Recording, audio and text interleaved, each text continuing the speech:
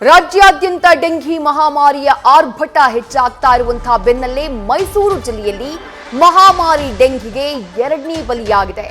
ಜಯದೇವ ಹೃದ್ರೋಗ ಆಸ್ಪತ್ರೆಯ data entry operator ಆಗಿ ಇದ್ದಂತಹ ಮಹಿಳೆ ಸಾವನ್ನಪ್ಪಿದ್ದಾರೆ. ಜಯದೇವ ಆಸ್ಪತ್ರೆಯ ಸಿಬ್ಬಂದಿಯಾಗಿದ್ದಂತಹ ಲಲಿತಾ ಮಹಾಮಾರಿಗೆ ಪ್ರಾಣವನ್ನ ಕಳ್ಕೊಂಡಿದ್ದಾರೆ. ಕಳೆದ 3 ದಿನಗಳ ಹಿಂದೆ ಜಿಲ್ಲೆಯಲ್ಲಿ ಡೆಂಘಿಗೆ ಮೊದಲ ಬಲಿಯಾಗಿತ್ತು. ಸಮುದಾಯ ಆರೋಗ್ಯಾಧಿಕಾರಿ ಡೆಂಘಿಯಿಂದಾಗಿ ಪ್ರಾಣವನ್ನ ಕಳ್ಕೊಂಡಿದ್ರು. ಈಗ ಮತ್ತೊಂದು ಬಲಿಯಾಗಿದೆ ಮಹಾಮಾರಿ ಡೆಂಘಿಗೆ ಮೈಸೂರು ಜಿಲ್ಲೆಯಲ್ಲಿ. ಜಯದೇವ ಹೃದ್ರೋಗ ಆಸ್ಪತ್ರೆಯಲ್ಲಿ ಡೇಟಾ ಎಂಟ್ರಿ ಆಪರೇಟರ್ ಆಗಿ ಕೆಲಸವನ್ನ ಮಾಡ್ತಾ ಇದ್ದಂತಹ ಲಲಿತಾ ಎಂಬುವರು ಪ್ರಾಣವನ್ನ ಕಳ್ಕೊಂಡಿದ್ದಾರೆ. ಈ ಮೂಲಕ ಮೈಸೂರು ಜಿಲ್ಲೆಯಲ್ಲಿ ಕಳೆದ ಕೆಲ ದಿನಗಳಲ್ಲಿ ಡೆಂಘಿಗೆ ಬಲಿಯಾದವರ ಸಂಖ್ಯೆ ಈಗ 2ಕ್ಕೆ ಏರಿಕೆಯಾಗಿದೆ. ರಾಜ್ಯದ ಹಲವು ಭಾಗದಲ್ಲಿ ಡೆಂಘಿ ರುದ್ರ ನರ್ತನವನ್ನ ಮಾಡ್ತಾ ಇದೆ. ಆಸ್ಪತ್ರೆಗೆ ದಾಖಲಾಗ್ತಾ ಇರುವವರ ಸಂಖ್ಯೆ ಹೆಚ್ಚಾಗ್ತಾ ಇದೆ. ಡೆಂಘಿಯಿಂದಾಗಿ ಪ್ರಾಣವನ್ನ ಕಳ್ಕೊಳ್ತಾ ಇರುವಂತಹ ಸಂಖ್ಯೆ ಕೂಡ ಏರಿಕೆಯಾಗ್ತಾ ಇದೆ.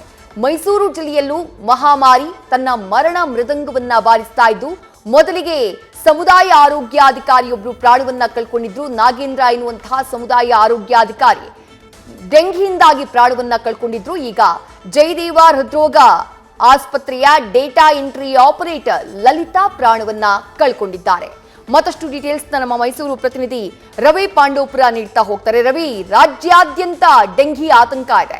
ಮೈಸೂರಿನಲ್ಲಿ 2 ಪ್ರಾಣವನ್ನ ಕಳ್ಕೊಂಡಿರೋ ಬಗ್ಗೆ ಈಗ ವರದಿಯಾಗ್ತಾ ಇರೋದು.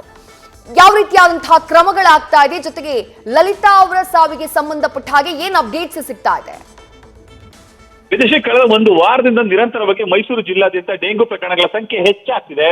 ಕಳೆದ 1 ವಾರದ ಅವಧಿಯಲ್ಲೇ ಬರೋಬ್ಬರಿ 487 ಪ್ರಕರಣಗಳು ಮೈಸೂರು ಜಿಲ್ಲಾದ್ಯಂತ ಈಗ ದಾಖಲಾಗಿದೆ. ಇದರ ನಡುವೆ ಕಳೆದ 3 ದಿನಗಳ ಹಿಂದೆ ವ್ಯಕ್ತಿಯೊಬ್ಬರು ಮೃತಪಟ್ಟಿದ್ದು. ಅದು ಸಮುದಾಯದ ಆರೋಗ್ಯಾಧಿಕಾರಿಯೇ ಮೃತಪಟ್ಟಿದ್ದು ಮತ್ತು ದೊಡ್ಡ ದುರಂತ.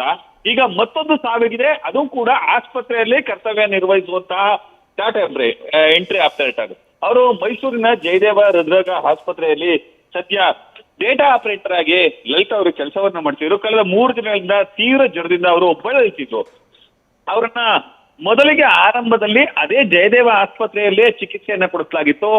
ಜ್ವರದ ಪ್ರಮಾಣ ಕಡಿಮೆ ಆಗದ ಕಾರಣಕ್ಕಾಗಿ ಅವ್ರನ್ನ ಮತ್ತೊಂದು ಖಾಸಗಿ ಆಸ್ಪತ್ರೆಗೆ ದಾಖಲಿಸಿ ಚಿಕಿತ್ಸೆಯನ್ನ ಕೊಡಿಸಲಾಗಿತ್ತು. ಆದ್ರೆ ಚಿಕಿತ್ಸೆ ಫಲಕಾರಿಯಾಗದೆ ಸದ್ಯ ಲಲಿತಾ ಅವರು ಇವತ್ತು ಮೃತಪಟ್ಟಿದ್ದಾರೆ. ಆ ಮೂಲಕ ಮೈಸೂರು ಜಿಲ್ಲೆಯಲ್ಲಿ ಡೆಂಗ್ಯೂಗೆ ಬಲಿಯಾದ 2ನೇ ಪ್ರಕರಣ ಈಗ ದಾಖಲಾಗಿದೆ. ಇನ್ನು ಈ ನಡುವೆ ಸಚಿವ ಮಹದೇವಪ್ಪ ಅವರು ಈಗಷ್ಟೇ ಸುದ್ದಿಗೋಷ್ಠಿಯನ್ನು ನಡೆಸಿದ್ರು.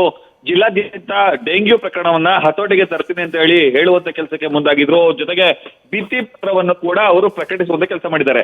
ಇಷ್ಟಾದ್ರೂ ಕೂಡ ಡೆಂಗ್ಯೂ ಪ್ರಕರಣಗಳು ದಿನಕ್ಕೆ ಹೆಚ್ಚಾಗ್ತಿದ್ದು ಮೈಸೂರು ಜಿಲ್ಲೆಯಲ್ಲಿ ಸಾಕಷ್ಟು ಆತಂಕಕ್ಕೆ ಕಾರಣ ಆಗಿದೆ. ವಿದ್ಯಾ, ಥ್ಯಾಂಕ್ ಯು ರವಿ ತಮ್ಮೆಲ್ಲ ಡೀಟೇಲ್ಸ್ಗೆ.